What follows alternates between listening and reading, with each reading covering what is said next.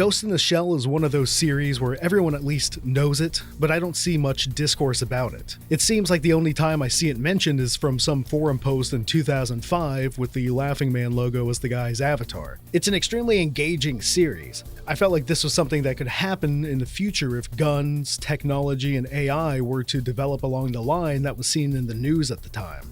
Yeah, people still used flip phones in Standalone Complex, but that was alongside mental brain links. So I guess the writers didn't think the PDA was going to evolve into a wretched device that puts AI porn on my YouTube shorts, and cum in my YouTuber shorts. Ghost in the Shell follows Public Security Section 9, a counter-terrorist / anti-crime unit whose goal is to stop anything that could destabilize the government before it ever happens. Two mixed results. To help this mission, they're allowed to cut through bureaucratic red tape and operate in a way that supersedes the government, although that pisses off, the government sometimes.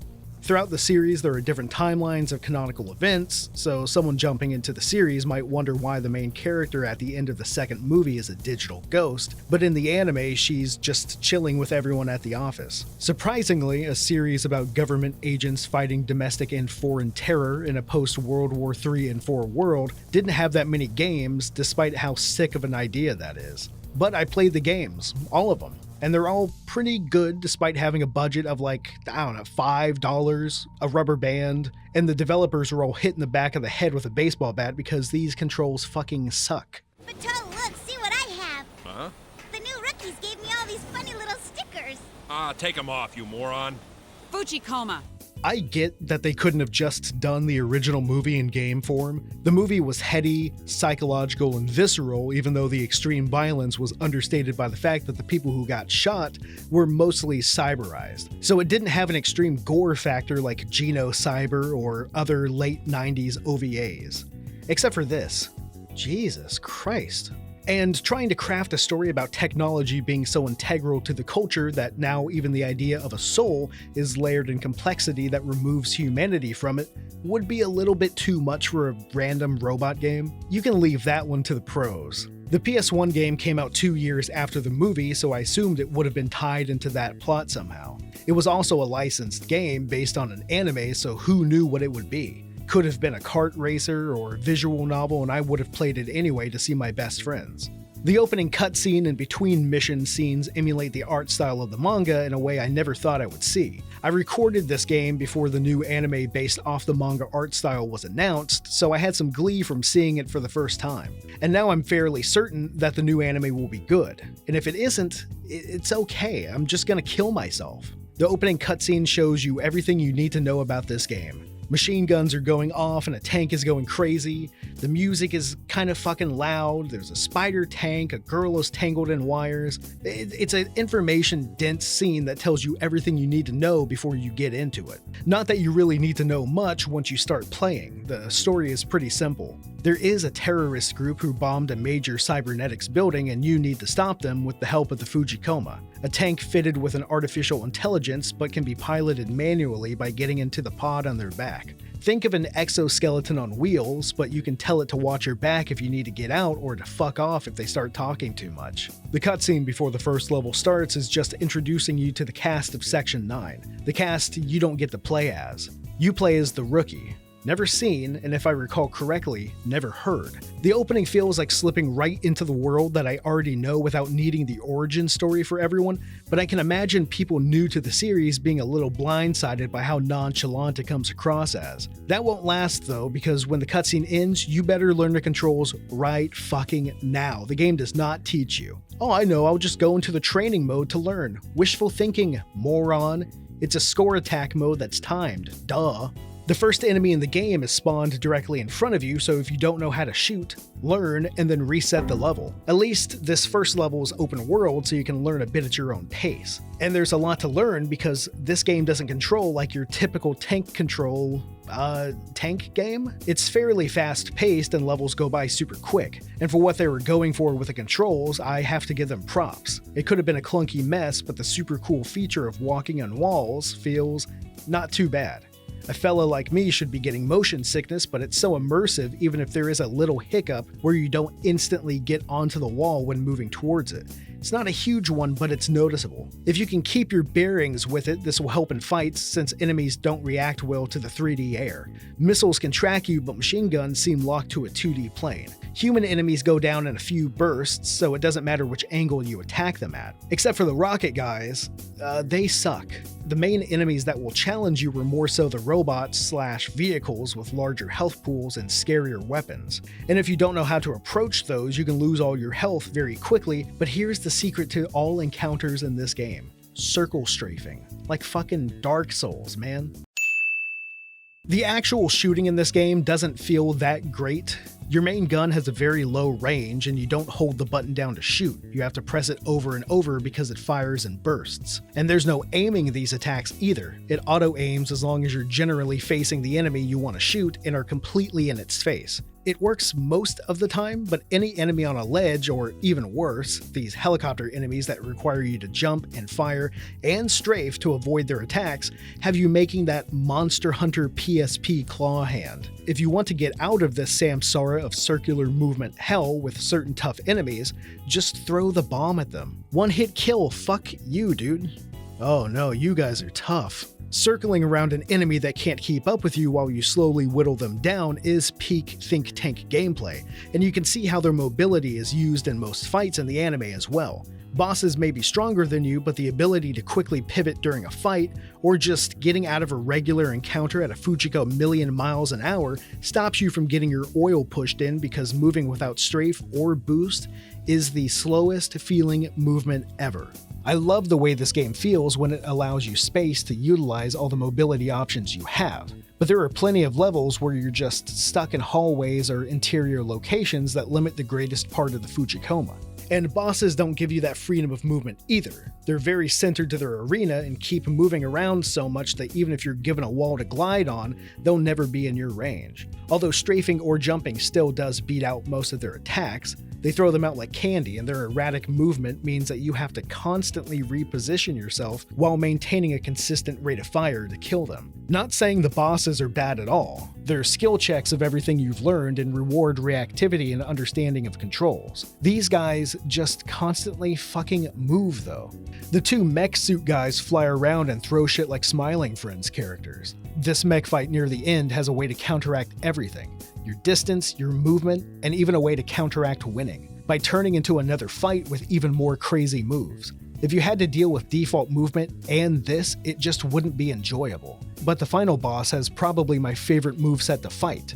It's easy to digest, and he gives you just enough time for you to see what he's about to do, which is like half a second, but I find that more fun than the giant wind-ups of other action games. I don't really want to shit-talk variety though, considering that I'm a huge fan of two specific missions.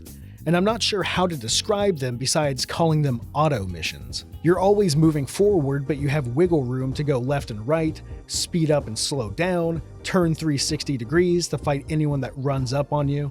They feel like a climactic middle scene to an action-filled episode and get you from very separate mission locations in style. Riding down a freeway as APCs and helicopters try to stop you only to get into a boss battle with a huge trailer, or fighting a boat with a million missiles. They're so fast-paced and the controls keep up with this change in gameplay incredibly well, but they do feel floatier than other missions.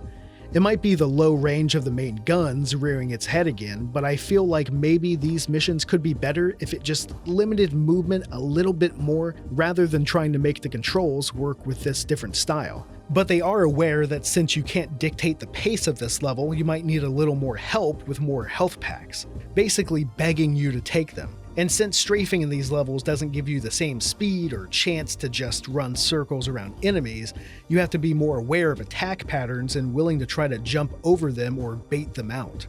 I don't think this gameplay is janky, as much as it's just different from what you've already been learning from the previous missions, so it will take some getting used to before it clicks. And when it did for me, I feel like this game's creativity was far greater than its shortcomings. The open world missions give a sense of scale that I can't find in other games from the era in terms of just how large and playable the maps can be. I felt lost in the nighttime level where you have to destroy those SAM-type weapons, as it's huge enough to really feel like you're locking down a section of the city, but it's compact enough for there to be action wherever you are. And the multiple enemy types being placed around each other can change your priorities on the fly. A helicopter can seem like the most important target, but this weird missile tank thing showed up and is currently fucking my ass at the moment, so let me just take care of that. The last level type is the timed objective one. Only one mission is strictly timed, and the others are just bosses with a time limit, but holy shit is the strict one strict. I'm not going slow on purpose, I'm just trying not to get shot with every weapon on the map.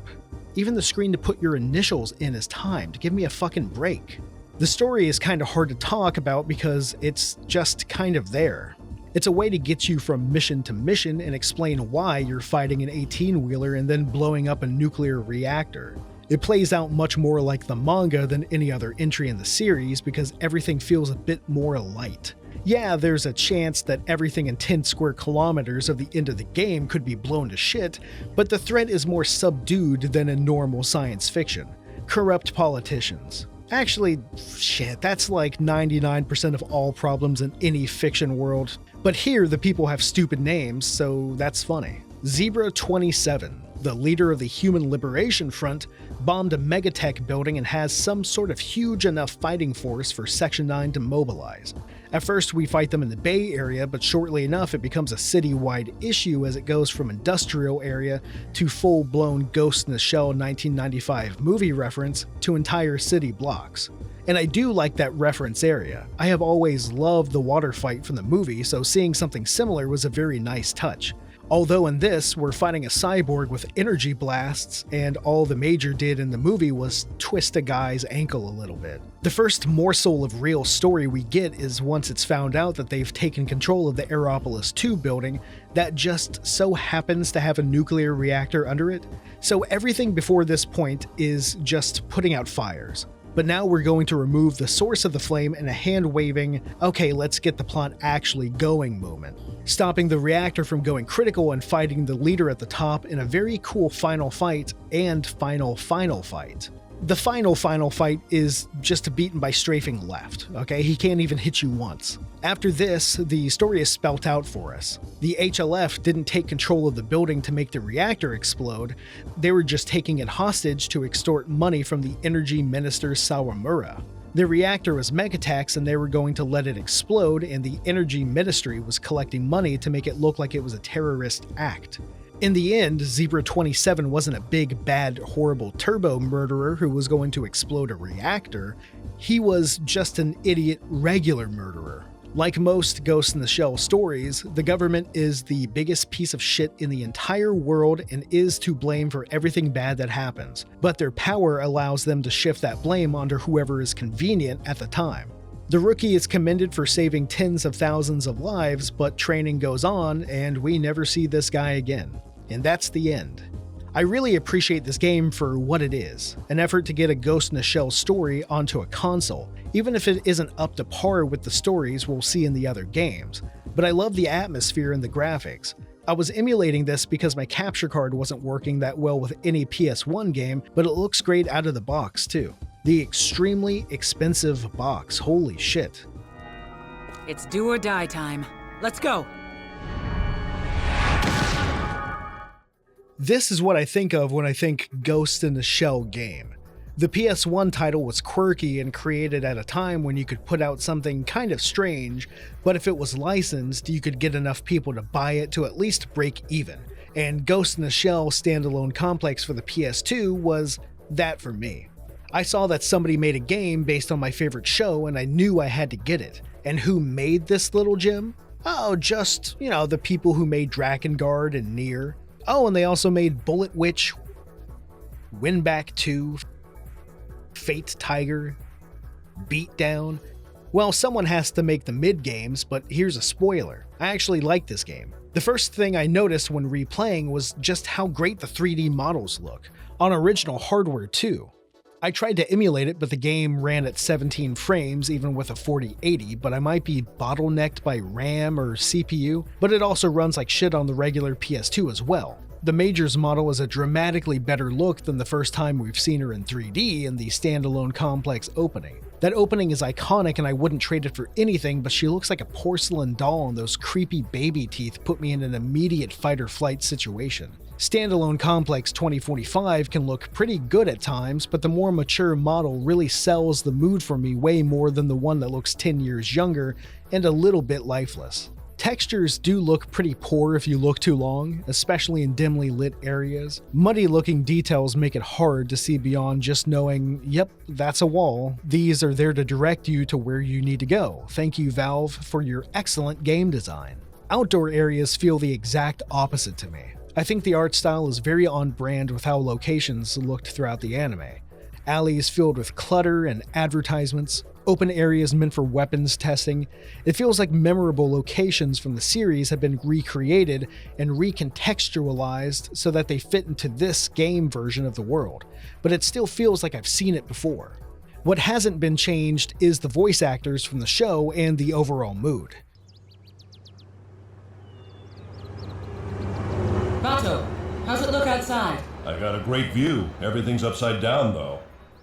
The game starts with a concept that's a usual Section 9 scenario. Military hardware has gone missing, and after finding out it was sold in a black market, the crew needs to find this guy, jack in, and jack off with that information. Quick adventure, but obviously new information turns this from a jaunt into a story that could be its own two-parter episode, complete with political intrigue, military intervention, and a whole lot of confusing story elements that eventually make sense if you actively pay attention. Oh, and micro machines. It's after season 1 of Standalone Complex, so they really had this plot device ready to use again. It's a whole lot deeper than I thought going into it, and what I love the most about the Standalone Complex series is the morally gray attitudes of everyone involved in the plots. You are alone again throughout the missions, but the real-time radio chatter helps make this feel like an all-hands-on-deck job for Section 9, with everyone doing what they do best. Ishikawa dealing with tech.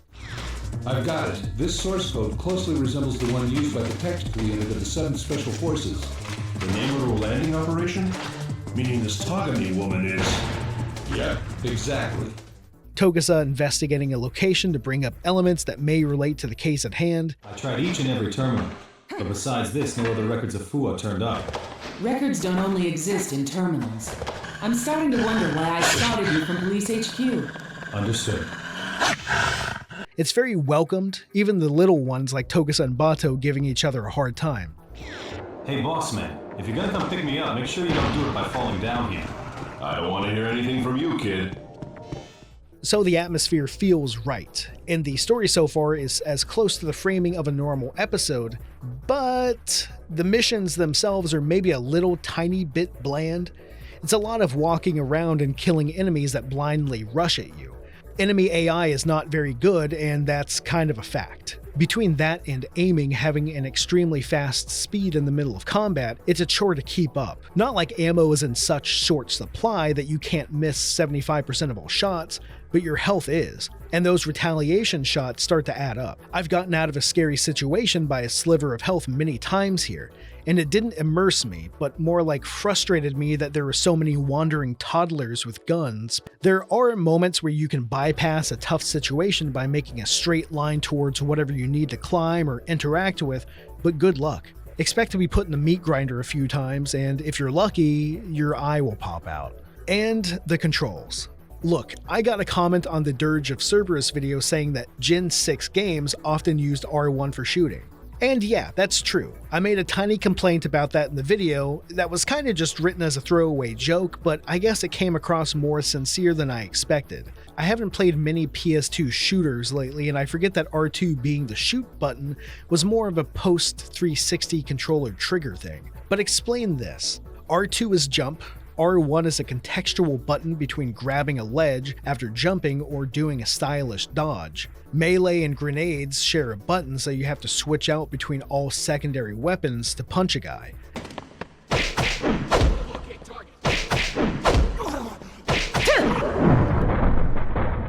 L1 is shoot, and that's fine, I guess. The PS2 wasn't very standardized, to be fair. I remember Unreal Tournament having the right thumbstick be your movement, and that would never happen nowadays. Tribe Aerial Assault had your shoot button as L2. so close.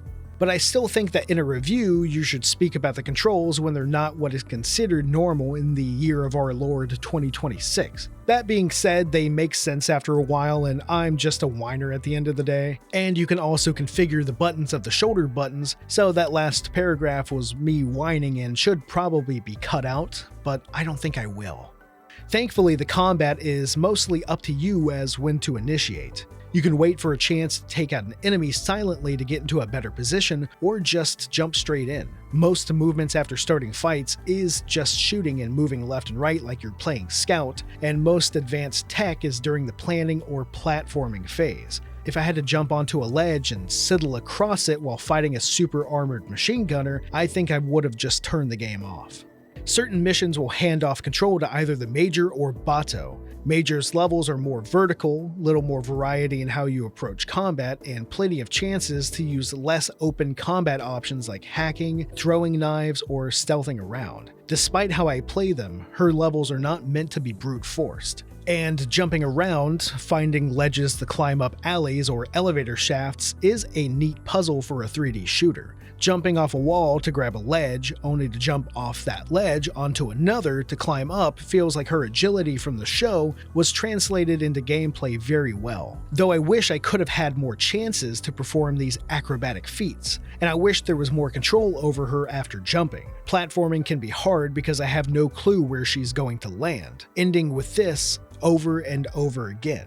I don't have a feeling like she's on a more stealthy, espionage-focused mission because both her and Bato's levels have very similar amount of enemies, even if the Major deals with less of the tougher ones. But the gameplay stays very similar. Run up to a group, kill them, go forward.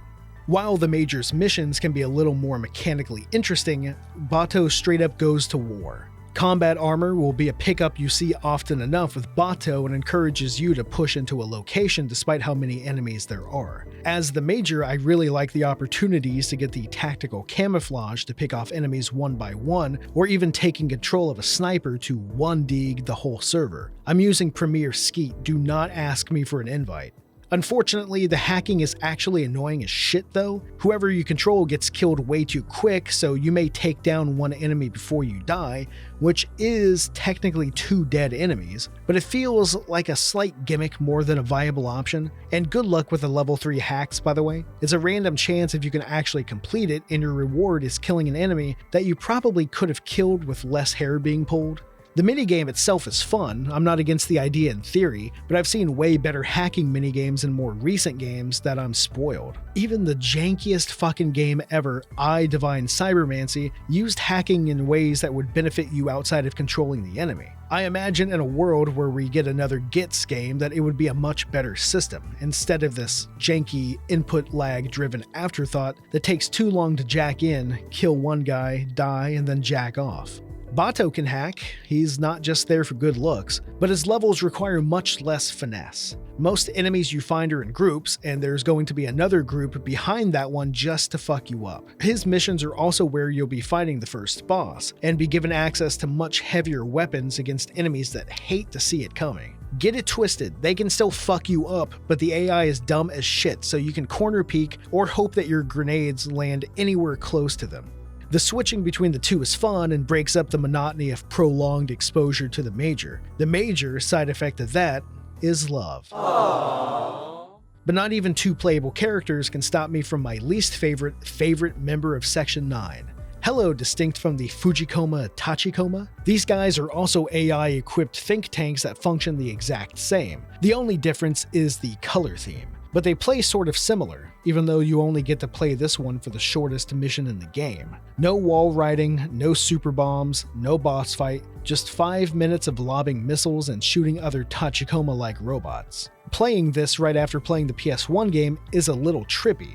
Weird how 7 years of evolution in games can make the same idea feel so different. And after a few minutes of piloting one, it puts into perspective how powerful having these things makes Section 9.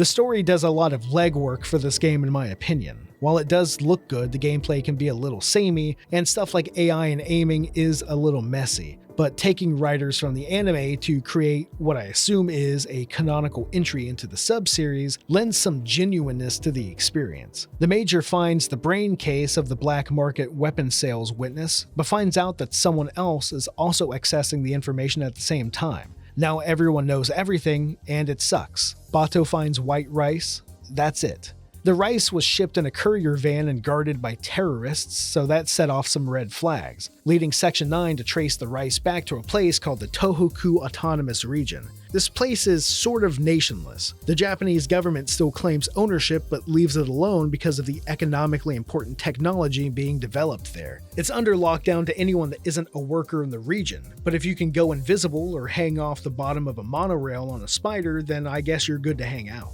But the place kinda sucks dick. No communication in or out, can't leave unless you're allowed to, and basically has been turned from a nice place to live into a military fortress capable of resisting an invasion. We don't find out much more about the place until a decently sized invasion from the military comes in after they find tons of military hardware. The Major and Bato continue to assault the forces through the city and end up in the beautiful Bowels, the best level of Titanfall 2. Guarded by a massive Kenbishi EW-205 think tank. This level is legitimately beautiful and blew me away when I was so used to the eye strain of industrial corridors or outside views of the shitty city. And the fight is not so bad either. The game doesn't have very interesting bosses, but you get some dialogue during this fight that helps make sense of the main overarching story. We're trying to take our ideas and transform them into a reality. There's one thing that we hope for above and beyond all of us, a world in which people like us are necessary.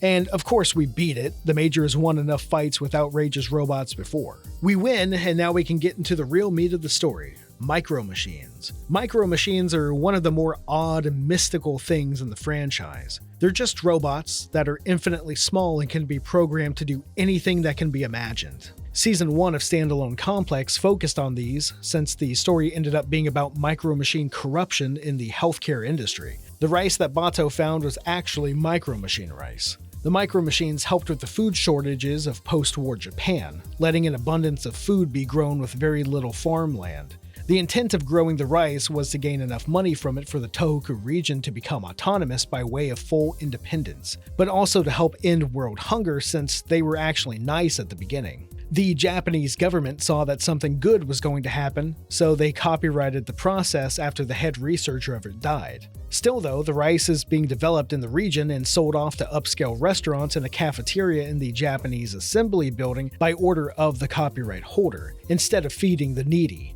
Safe to say the Tohoku region fucking hated them and hoped they died. So they put a code into the micro machines that, when activated, would kill people who ate it. After killing the director of the autonomous region, the source code for both the rice and the virus was released. A vaccine was created for anyone who had ingested it, of course, but more importantly, anyone can now create their own micro machine rice to the same specs.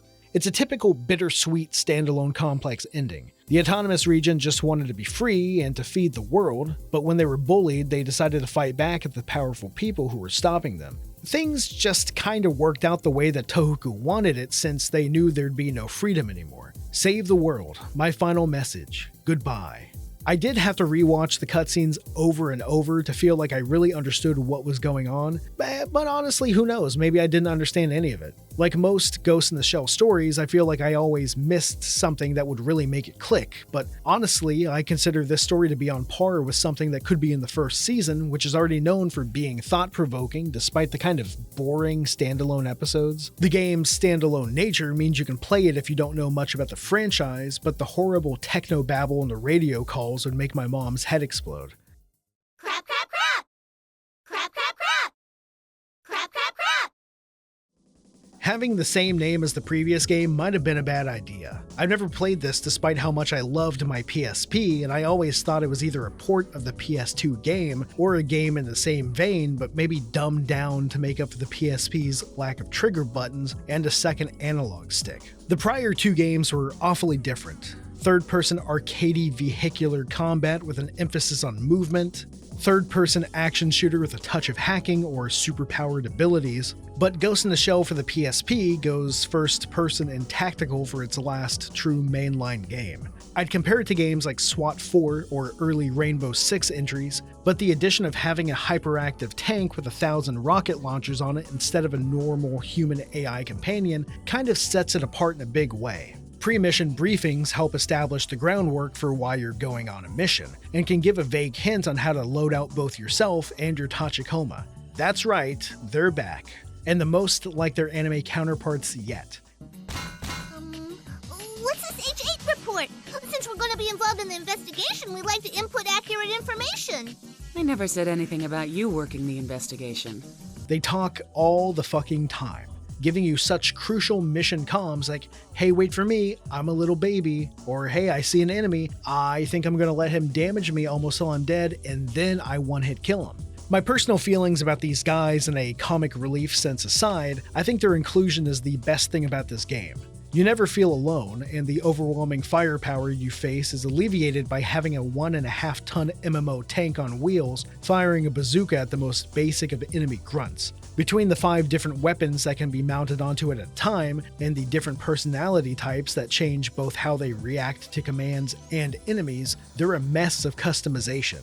When it's a level full of regular flesh and blood enemies, or plastic skin and metal bones I guess, you can set this thing to attack mode and have it wander around the level picking off anyone it comes across. If you're looking to have a closer bond, it can be told to stay by your side, and when things get really dicey, have it sit and stay. The last one is a little 50-50 on if it'll listen to your command though. I'll say stay and it'll hear, you said move around and get hit by enemies, right? And how it decides to attack can be managed by telling it to conserve ammo, go apeshit, or please stop using all your ammo on one guy, please, please, please. Tachikomas are the standout mechanic of the game, and the ability to assume direct control can change how you interface with combat or how you navigate the levels. It's super fun and synergizing with your buddy to take on levels with the most min-maxed weapons available actually feels rewarding for playing the game like it's meant to be played.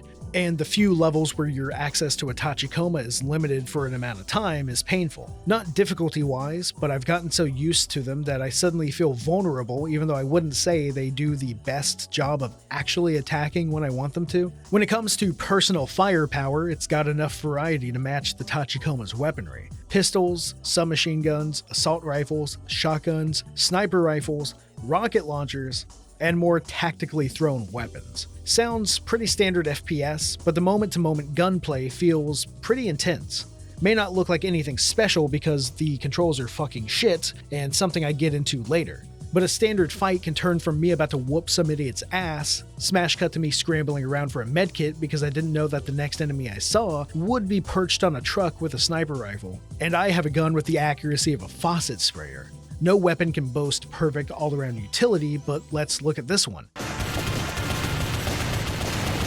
Yeah, you need to be close. I like the more binary stats of the weapons, really forcing you to understand what you're getting into and choosing something actually suited for the situation instead of hoping that your default gun will get you through everything just because it's the sickest gun in the franchise. Besides Bato's penetrator from the movie, or Togusa's revolver, I'm not really a huge gun guy, but goddamn, this series gets the fucking coolest ones ever. Okay, aside from all the gun stats and the Tachikoma daycare, combat's alright. As you progress, the enemies get a little more accurate, a little more resilient, and gain heavier firepower. The issues I had with the PS2 game find themselves here though regarding enemy AI. It's not very good, and will constantly change their mind between taking cover or bum rushing you, and that can get a little dangerous when the guy who suddenly gets his nut up is the one with the fucking grenade launcher.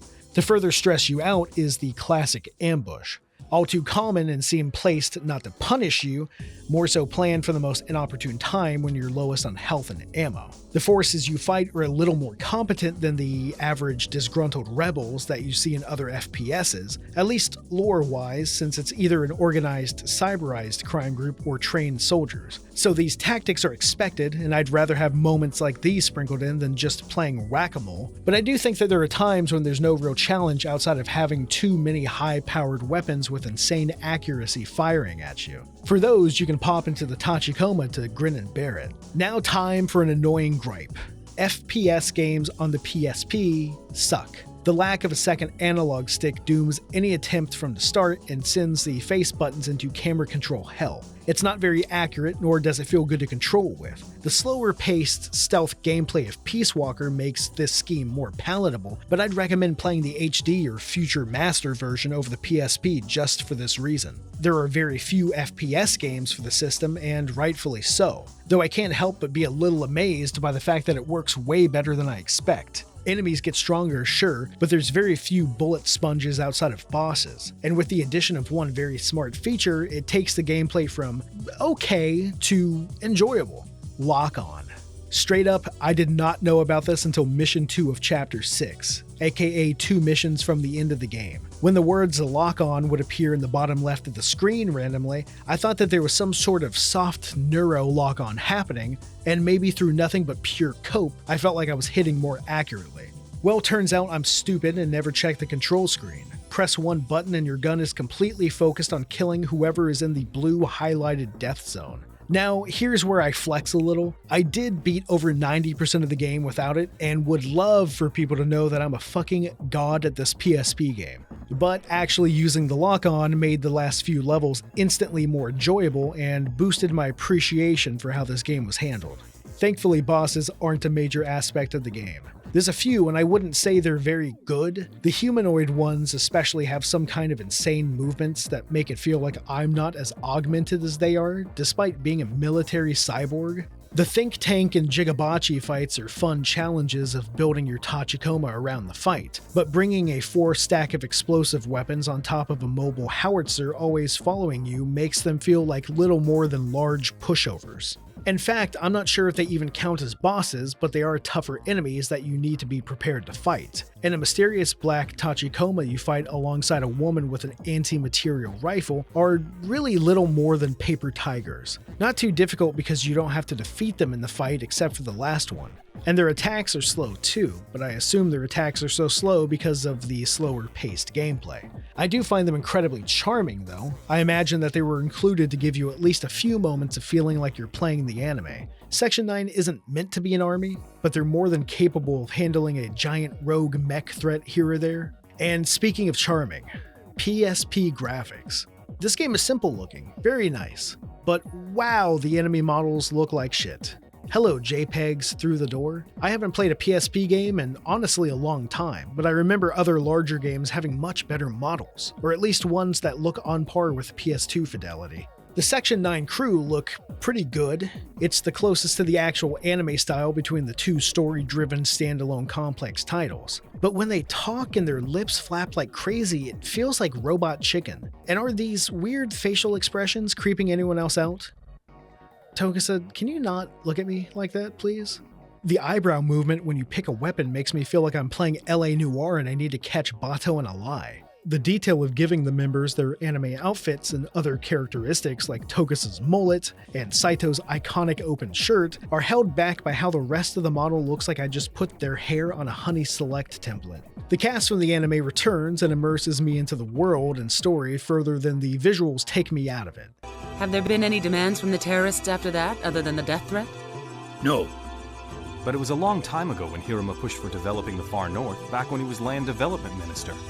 He's got lots of enemies. And the option to play as any of the 4 Section 9 members available in this game and any mission is fun for roleplay purposes. But there isn't a very noticeable difference. Bato has more health, and I read somewhere that Togusa is faster, but that's negligible even in timed missions. And I chose Bato for the increased health just to have a nice buffer before I learned about the lock-on.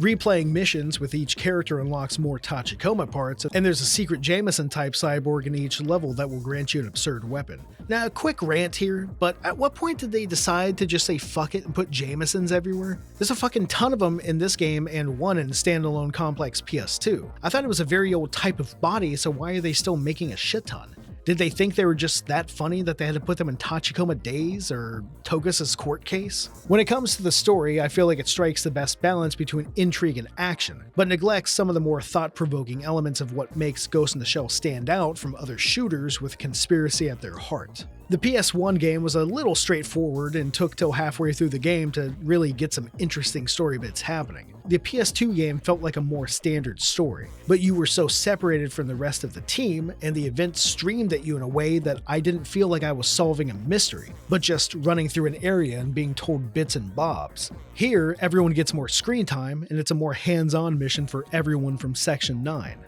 Terrorists invade the National Archive building trying to find something called the H-88 report. This report is apparently a top state secret dealing with a rebellion in the Far North Territory. It's going to become public information, but there is most likely something in there that these guys don't want the public to know, like secret military stuff, which I would assume would be scrubbed and only the most pertinent information would come out, but okay, fine, they're releasing some dangerous shit and people hate that. Standard military spy storytelling stuff. But they actually don't give a shit about it. Classic bait and switch in the first level. And with a bomb going off in the storage area, the people will assume that the H-88 report was trying to be destroyed by the government to keep those secrets. I like the idea of public opinion having some sway in the story, but it's never mentioned again.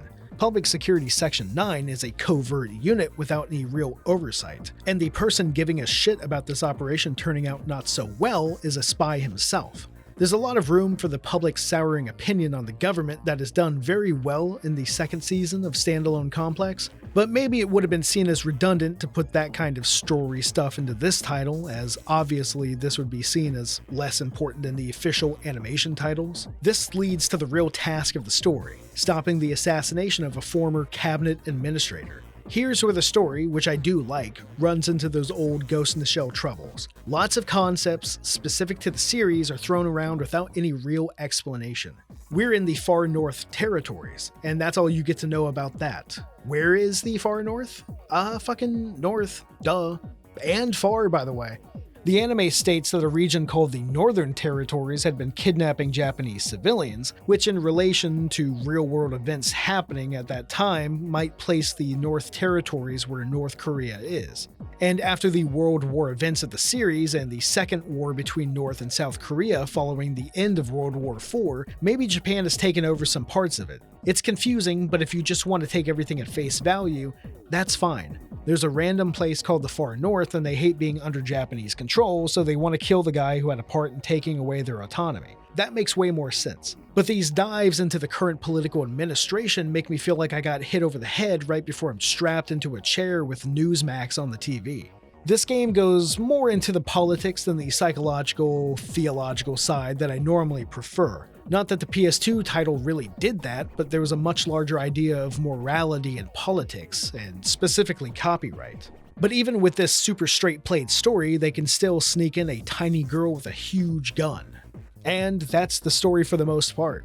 People are chasing after that guy and you're there to stop it. What starts as a teeny tiny assassination threat turns into a large push for independence backed by a military unit, and honestly, I kind of understand where a lot of these guys are coming from. Seems like the Far North has been dealing with a whole lot of budget musical chairs.